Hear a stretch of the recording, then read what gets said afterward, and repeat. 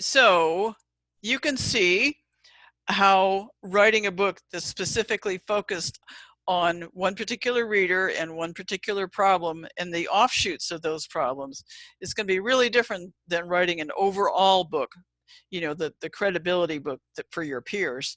This is, for instance, a pocket-sized book for the teenager, and your 6x9 book, the how-to for your older person who needs to learn about tech, or your app. You could always create an app that goes along with your book.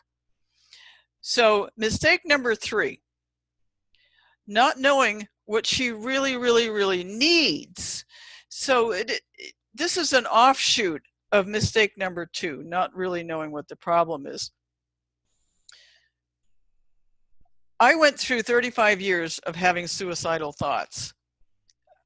Being a really strong person helped because I ended up going, nah, not this time, and I had the stupidest thoughts. Like there was one time a boyfriend broke up with me and I thought of killing myself because of it. And then I'm thinking, what are my kids going to do?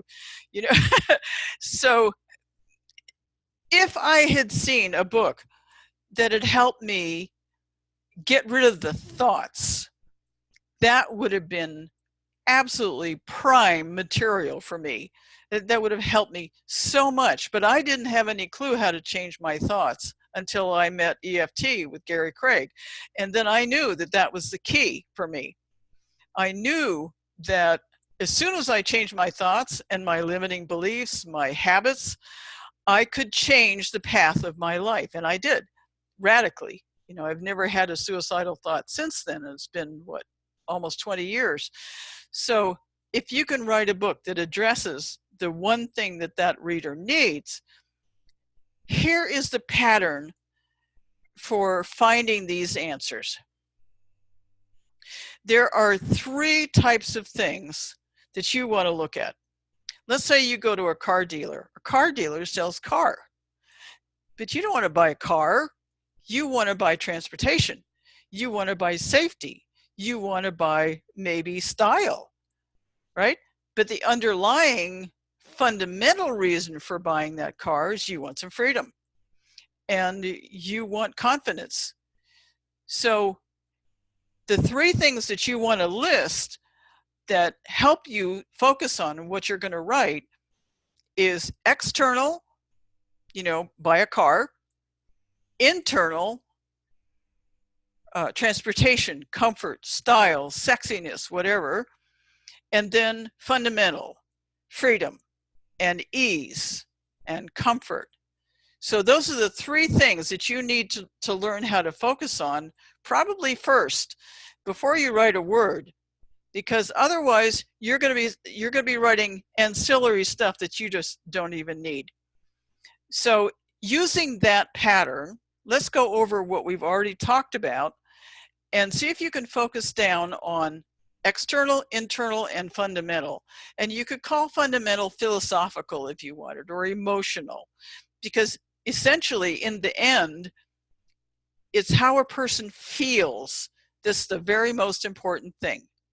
If you write a book that makes me feel better, I'm going to say, this is a great book. I love this book. It made me feel so good.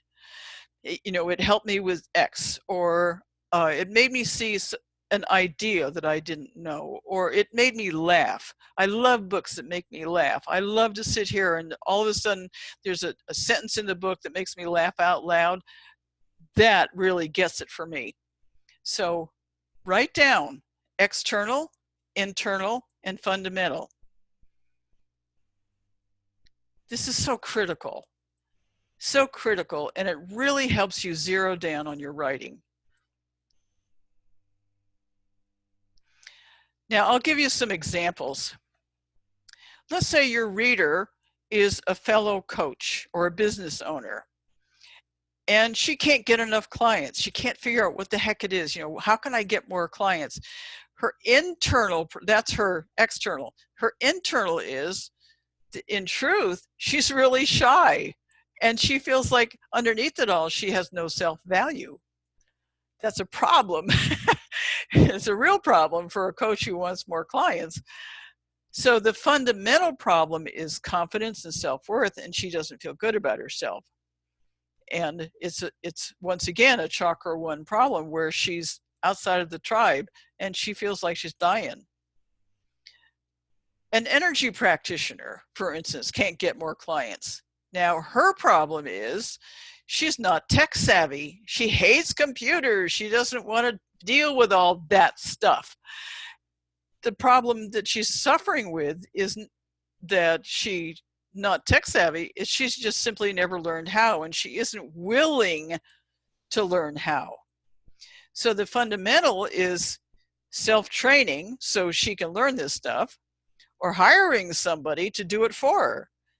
And underneath that is clarity and confidence. She doesn't have the clarity to know what's wrong, and she doesn't have the confidence to think that she can learn these things. Okay? Now here's for an author. The external problem or the challenge is she wants to write a book. The internal, she procrastinates. She feels bad about it, and she doesn't know the system to write a book really fast or easy. The fundamental problem is show her the solution is show her something that works, like my system.